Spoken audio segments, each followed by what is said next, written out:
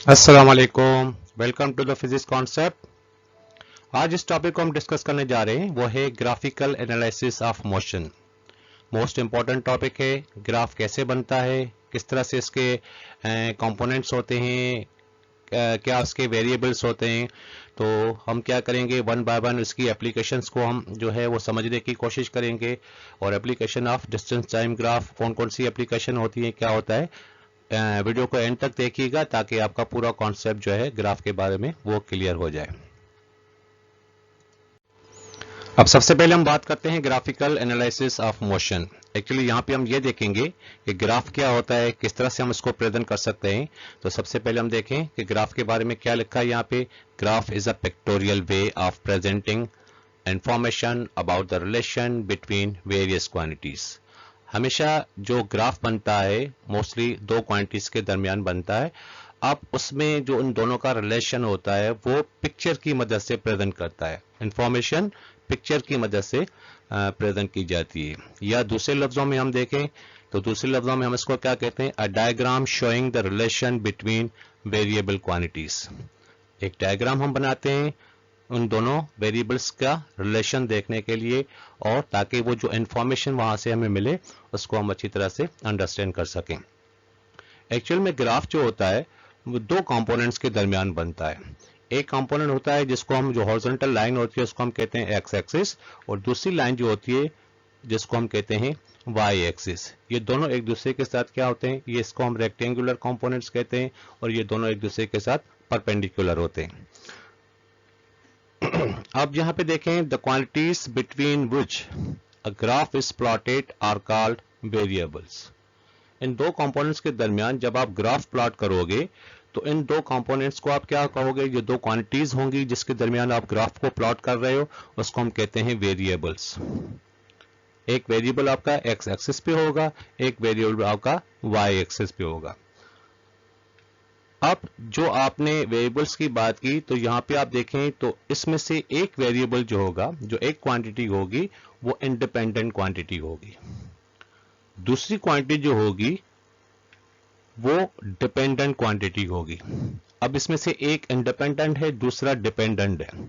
जो इंडिपेंडेंट होगा वो दूसरा वाला जो होगा उसके ऊपर डिपेंडेंट होगा। तो एक चीज अच्छी तरह से आपने अंडरस्टैंड करनी है, जहन में बिठानी है कि जब भी कोई दो क्वांटिटीज के दरमियान आप ग्राफ को प्लॉट करो तो आपके पास जो इंडिपेंडेंट क्वांटिटी होगी उसमें से आपने उसको एक्स एक्सिस पे रखना होगा, और जो उसके ऊपर डिपेंडेंट होगा उसको आपने वाई एक्सिस पे रखना होगा। जब भी आप ग्राफ को प्लॉट करो आपने ये चीज ध्यान में होनी चाहिए कि मुझे इसमें से चेक करना है कि इसमें से कौन सी क्वांटिटी जो है वो इंडिपेंडेंट है और कौन सी क्वांटिटी जो है वो उसके ऊपर डिपेंडेंट है। तो इस तरह से आप ग्राफ को अच्छी तरह से फिर प्लॉट कर पाओगे। ठीक है। अब यहाँ पे कुछ एग्जांपल है हमारे पास। एक एग्जांपल यहाँ पे हमने एक ग्राफ का हमने शो किया हुआ है। ये यहाँ पे दो क्वांटिटीज, एक ईयर है और दूसरा सेल्स है। तो ईयर के मुताबिक, सेल हमेशा ईयर के मुताबिक होती है, तो ईयर आपका यहाँ पे क्या होगा, इंडिपेंडेंट क्वांटिटी होगा, और सेल जो होगी वो उसके ऊपर डिपेंडेंट होगी कि इस साल में, फर्ज करें यहाँ पे 2015 में आपकी यहाँ पे सेल्स रिपोर्ट है, सेल्स ऑफ प्रोडक्ट यहाँ पे हम शो कर रहे हैं इस ग्राफ की मदद से। तो आप 2015 में देखें कि यहाँ पे एक में आपको यहाँ पे एक नंबर शो हो रहा है, तो यहाँ पे ये इसकी सेल रिपोर्ट है। दूसरा यहाँ पे ये शो हो रहा है, फिर यहाँ पे इसकी सेल रिपोर्ट है। फिर आगे जब हम देखें 2018 में तो यहाँ पे आपकी सेल जो है वो थोड़ी सी ग्रो कर रही है, और फिर उस हिसाब से जो दूसरी वाली है उसका भी आप देखें तो वो भी थोड़ी सी ग्रो कर रही है। इसका मतलब ये हुआ, ग्राफ की मदद से हमें पता चलता है कि हमारी सेल जो होती है वो कितनी, पहले साल में हमारे पास क्या था, किस हिसाब से हमारे पास इसकी सेल हुई, नेक्स्ट ईयर में हमारे पास फिर इसकी क्या इंफॉर्मेशन है, क्या वो ग्रो कर रहा है या वो लेस हो रहा है, कम हो रहा है। इसी हिसाब से ग्राफ को हम प्लॉट करते हैं। दूसरा यहाँ पे एग्जांपल हमारे पास क्या है, एक क्रिकेट मैच का है। अब यहाँ पे ये दो लाइंस आपको नजर आ रही हैं, ब्लू एंड रेड। तो यहाँ पे ये दो बैट्समैन को रिप्रेजेंट कर रहा है, और एक्स एक्सिस पे हमारे पास क्या है, M1 means match 1, match 2, match 3, match 4, match 5। अब ये दो प्लेयर्स हैं, और यहाँ पे वाई एक्सिस पे हमने क्या किया है, इसके रन्स को हमने रिप्रेजेंट किया हुआ है, क्योंकि मैच से ही रन्स बनेंगे। रन से मैच नहीं बनते, किसी मैच के अंदर ही रन्स बनते। तो मैच यहाँ पे आपके पास क्या हो गया, इंडिपेंडेंट क्वांटिटी हो गया। अब उसके ऊपर जो डिपेंडेंट है वो क्या है, वो उसके रन्स है। तो प्लेयर नंबर 1 ने और प्लेयर नंबर 2 ने यहाँ पे रन्स स्कोर किए हुए हैं। तो फर्स्ट प्लेयर ने 100 रन्स स्कोर किया हुआ है, सेकंड प्लेयर ने 40 रन्स, मतलब मैच 1 में ये उनकी परफॉर्मेंस है। फिर वही दो प्लेयर्स मैच 2 में आते हैं, उनकी परफॉर्मेंस देखें तो यहाँ पे आपको अंदाजा हो जाएगा कि उनकी यहाँ पे जो परफॉर्मेंस है वो क्या है। फिर थर्ड मैच में आप देखें तो वहाँ पे भी इसकी आपको इन्फॉर्मेशन मिल सकती है कि थर्ड मैच ने फला प्लेयर ने कितना स्कोर किया और सेकंड प्लेयर ने कितना स्कोर किया। तो ग्राफ की मदद से, इस पिक्चोरियल वे की मदद से हम इंफॉर्मेशन जो है वो शेयर कर सकते हैं। ठीक है, क्लियर हो गई बात। आगे चलते हैं। अब यहाँ पे हमारे पास क्या है, understanding the application of distance time graph. अब हमारे पास जो एप्लीकेशन है वो है डिस्टेंस टाइम ग्राफ। इसमें कौन कौन सी चीजें होंगी, क्या होगा, ध्यान से देखिएगा और वीडियो को एंड तक देखिएगा ताकि आपका कॉन्सेप्ट जो है वो क्लियर हो जाए। Now understanding the application of distance time graph. A distance time graph shows how far an object has traveled in a given time। किसके दरमियान ग्राफ है आपके पास, डिस्टेंस और टाइम के दरमियान। अब आप यहां से अंदाजा लगाएं, क्या डिस्टेंस इंडिपेंडेंट क्वांटिटी है या टाइम इंडिपेंडेंट क्वांटिटी है। ये इसमें क्या कह रहा है, distance time graph shows how far an object has travel in a given time. तो टाइम किसी के लिए रुकता नहीं है, आप डिस्टेंस कवर करो या नहीं करो, लेकिन टाइम जो है वो आपका चलता रहता है। तो इसलिए टाइम आपका क्या हो गया, टाइम आपका इंडिपेंडेंट क्वांटिटी हो गया। डिस्टेंस उसके ऊपर डिपेंडेंट है कि जो डिस्टेंस आप ट्रेवल कर रहे हो वो टाइम के मुताबिक होगा, टाइम के हिसाब से होगा। देखें आगे। अब यहां पे हम क्या कह रहे हैं, time is plotted on x axis and distance is plotted on the y axis. क्योंकि टाइम इंडिपेंडेंट क्वांटिटी है इसलिए हम इसको एक्स एक्सिस पे रखेंगे, डिस्टेंस उसके ऊपर डिपेंडेंट है तो उसको हम वाई एक्सिस पे रखेंगे। ठीक है। अब यहाँ पे जो एप्लीकेशन है फर्स्ट है इस टाइम डिस्टेंस टाइम ग्राफ के अंदर, वो है कह रहा है कि ऑब्जेक्ट एट रेस्ट, अगर ऑब्जेक्ट रेस्ट में हो तो उसके दरमियान इन दो कंपोनेंट्स के दरमियान, दो वेरिएबल्स के दरमियान, एक डिस्टेंस दूसरा टाइम के दरमियान आपका ग्राफ जो है वो किस तरह से प्लॉट होगा। तो ध्यान से देखें, यहाँ पे दो कंपोनेंट्स बना लेते हैं। सबसे पहले एक कंपोनेंट एक्स एक्सिस, दूसरा कंपोनेंट वाई एक्सिस है। ठीक है, यहाँ पे हमने टाइम को शो किया हुआ है एक्स एक्सिस के ऊपर 0 और ये 5 सेकेंड, फिर 10 सेकेंड, फिर 15 सेकेंड, फिर 20 सेकेंड। ठीक है, ये हमारे पास क्या है, हॉरिजॉन्टल एक्स एक्सिस है। इस हिसाब से फिर वाई एक्सिस, वर्टिकल लाइन जो होती है उसको हम वाई एक्सिस कहते हैं। वाई एक्सिस पे हमने डिस्टेंस को शो किया हुआ है, एक्स एक्सिस पे हमने टाइम को शो किया हुआ है और यहाँ पे ये हमने इसका डिस्टेंस भी यहाँ पे शो कर दिया। अब यहाँ पे क्या है, ये 10 मीटर है, ये 20 मीटर है, ये 30 मीटर है और ये 40 मीटर है। ठीक है, हमारे पास कंडीशन क्या है, कह रहा है कि ऑब्जेक्ट एट रेस्ट, अगर कोई ऑब्जेक्ट रेस्ट में हो तो फिर उसके दरमियान अगर हम ग्राफ को प्लॉट करें तो ग्राफ जो है वो कैसे प्लॉट होगा, किस तरह से हम उसको देखेंगे। अब कंडीशन क्या है, कह रहा है कि ऑब्जेक्ट एट रेस्ट। अब यहाँ पे हमने एक कार को यहाँ पे लिया हुआ है, इस कार में आप देखें कि कार एक जगह पे खड़ी हुई है, ये मूव नहीं कर रही। इसका मतलब है कि ये कार क्या है, द कार एट रेस्ट है। अगर ये रेस्ट में ये कोई डिस्टेंस ट्रेवल नहीं कर रही, मूव नहीं कर रही, लेकिन अगर आप अपने घड़ी में देखेंगे, अपने वॉच में देखेंगे तो आपका टाइम तो चल रहा होगा। तो टाइम क्या हो गया, टाइम जो हो गया वो इंडिपेंडेंट क्वांटिटी है, टाइम तो चलता रहेगा लेकिन वो बॉडी, वो कार कोई डिस्टेंस ट्रेवल नहीं कर रही। इसका मतलब है कि ये ऑब्जेक्ट क्या हो गया, ये ऑब्जेक्ट जो है वो रेस्ट में। ठीक है, अब रेस्ट में जो उसका जो ग्राफ प्लॉट करेंगे वो कैसे होगा, वो ग्राफ कुछ इस तरह से होगा। फर्स्ट करें यहाँ पे आके गाड़ी जो है वो, फर्स्ट करें पहले से उसने 10 मीटर का डिस्टेंस कवर किया हुआ है और फिर आके जहाँ के आगे रुक गई। अब रुक जो गई तो जाहिर सी बात है क्योंकि डिस्टेंस हमारे पास क्या है, वाई एक्सिस पे है। अगर ये इस तरह से ऊपर की तरफ इस तरह से मूव करती तो हम डिस्टेंस कहते हैं कि ये डिस्टेंस भी कवर कर रही है।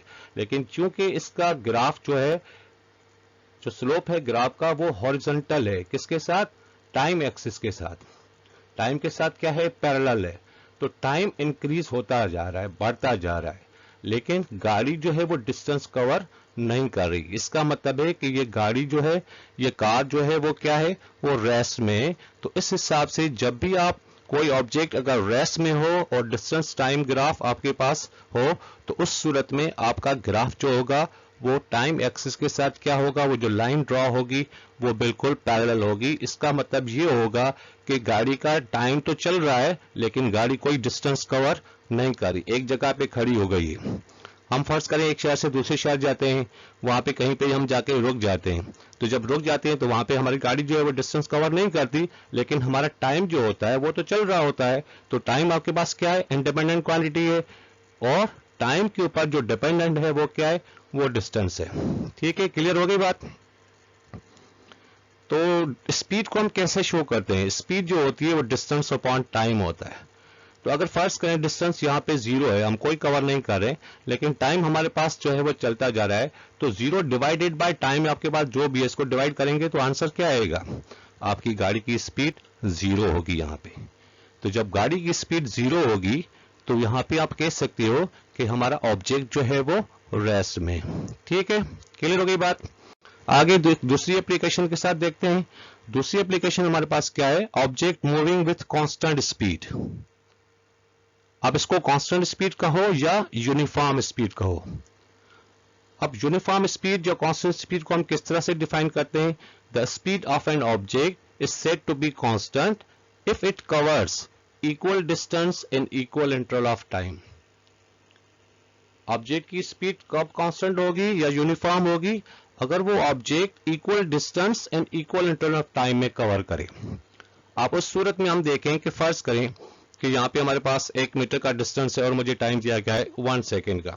अगर मैं 1 सेकेंड में 1 मीटर का डिस्टेंस कवर कर रहा हूँ, जाहिर सी बात 2 सेकेंड में मैं 20 मीटर का डिस्टेंस कवर करूंगा, 3 सेकेंड में मैं 30 मीटर का डिस्टेंस कवर करूंगा, तो मेरी स्पीड क्या होगी, कांस्टेंट होगी।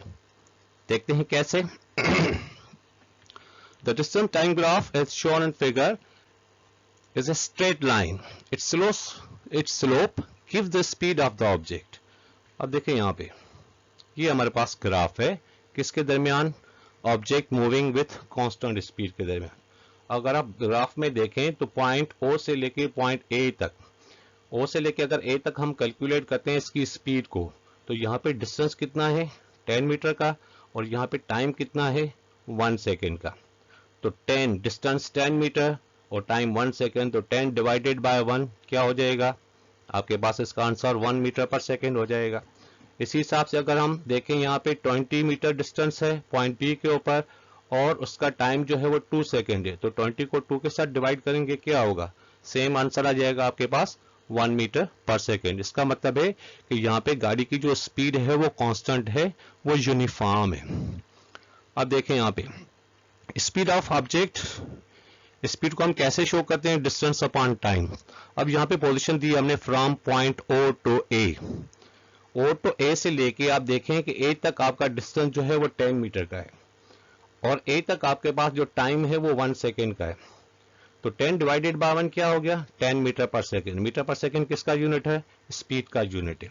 इसी हिसाब से आगे देखें कि फ्रॉम O टू B, अगर O से लेके B तक हम इसका स्पीड जो है वो कैलकुलेट करते हैं, तो B तक ऑब्जेक्ट ने 20 मीटर का डिस्टेंस कवर किया हुआ है और उसका टाइम जो है वो 2 सेकेंड का है।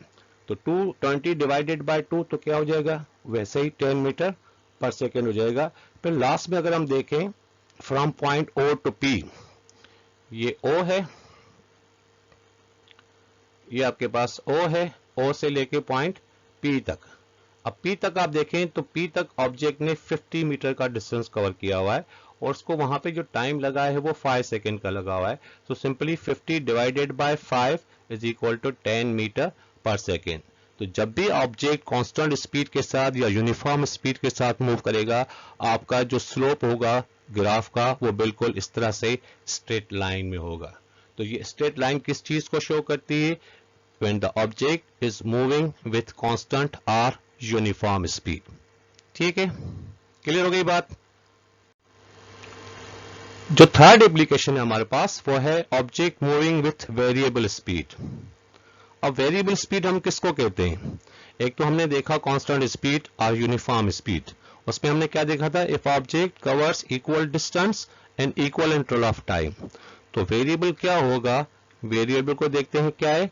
When an object does not cover equal distance and equal interval of time, then its speed is not constant.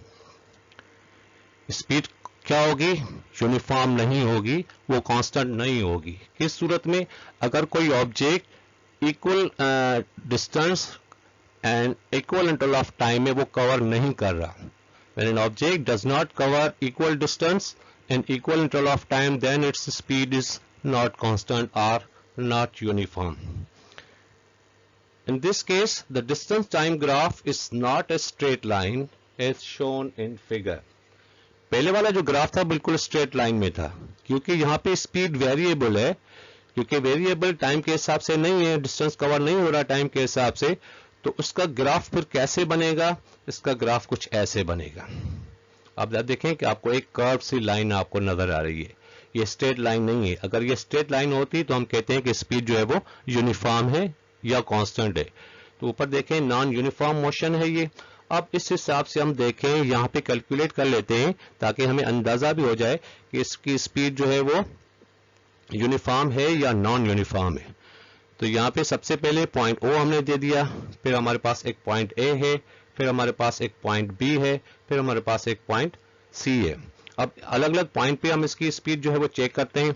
तो सबसे पहले हम speed of the object distance upon time from point O to A, O से लेके ए तक। ए में आप देखें कि इस पॉइंट पे ऑब्जेक्ट जो है वो तकरीबन 1 मीटर का डिस्टेंस, इस पॉइंट पे 1 मीटर का डिस्टेंस है, लेकिन इसको टाइम जो है तकरीबन, क्योंकि बीच में 3 और 4 के बीच में मोस्टली हम इसको क्या कहेंगे कि भाई ये 3.5 सेकेंड का इसका टाइम है। तो 1 मीटर डिवाइडेड बाय 3.5 सेकेंड, तो आंसर क्या हो गया? 0.29 मीटर पर सेकेंड। तो यहाँ पे पॉइंट ए पे इसकी स्पीड 0.29 मीटर पर सेकेंड हो गई। फिर पॉइंट बी तक हम इसको देखते हैं। तो पॉइंट बी से आप देखें तो पॉइंट बी पे ऑब्जेक्ट ने 4 मीटर का डिस्टेंस कवर किया हुआ है। ठीक है, ये हॉरिजॉन्टल लाइन देखें, ये 4 मीटर को शो कर रहा है। इसी हिसाब से यहाँ पे टाइम आपके पास क्या है? 7 सेकेंड का टाइम है, राइट। तो 4 डिवाइडेड बाय 7, तो 0.5 सेकेंड मीटर पर सेकेंड। अब आप देखें कि पहले स्पीड 0.29 थी, बाद में इसकी स्पीड 0.57 हो गई। इसका मतलब है कि स्पीड कांस्टेंट नहीं है, स्पीड मुसलसल बढ़ रही है, चेंज हो रही है। थर्ड आपके पास क्या है? पॉइंट सी तक है, फ्रॉम पॉइंट ओ टू सी। तो वहां पे ऑब्जेक्ट ने 7 मीटर का डिस्टेंस कवर किया हुआ है। ये देखें, यहाँ पे ऑब्जेक्ट ने 7 मीटर का डिस्टेंस कवर किया हुआ है और उसको टाइम जो है वो 8 सेकेंड का है। तो यहाँ पे आप नीचे वाले टाइम में आप देखें तो वो 8 सेकेंड को शो कर रहा है। ठीक है, तो यहाँ पे इसको जब हमने डिवाइड किया 7 मीटर डिवाइडेड बाय 8 सेकेंड, तो आंसर आपके पास क्या आ गया? 0.87 मीटर पर सेकेंड। तो इसका मतलब क्या हुआ कि आपके ऑब्जेक्ट की जो स्पीड है वो वेरिएबल है, वो बार बार चेंज हो रही है, कांस्टेंट नहीं है, यूनिफॉर्म नहीं है। तो यही फर्क होता है इन दोनों ग्राफ्स के दरमियान। अगर यूनिफॉर्म होगा, कांस्टेंट होगी, तो ग्राफ स्ट्रेट लाइन में बनेगा। अगर आपका ग्राफ इस तरह से कर्व लाइन में होगा तो फिर आपकी स्पीड जो होगी वो यूनिफॉर्म नहीं होगी, वो वेरिएबल स्पीड कहलाएगी। इसमें जो एक इंपॉर्टेंट बात है जिसको आपने याद करना होगा, the speed is higher at instant when slope is greater. Slope जैसे जैसे ग्रेटर हो जाएगा, ऊपर चला जाएगा, वहां पे स्पीड क्या हो जाएगी? हायर स्पीड हो जाएगी। Speed is 0 at instants when the slope is horizontal. शुरू में आप देखें कि थोड़ा सा आपको ये हॉरिजॉन्टल नजर आ रहा है, ग्राफ जो है वो थोड़ा सा आपको हॉरिजॉन्टल नजर आ रहा है। बाद में ये इसका कर्व जो है वो ऊपर की तरफ जा रहा है। तो जैसे ही ऊपर की तरफ जाएगा, हायर हो जाएगा, तो स्पीड वहां पे ग्रेटर हो जाएगी।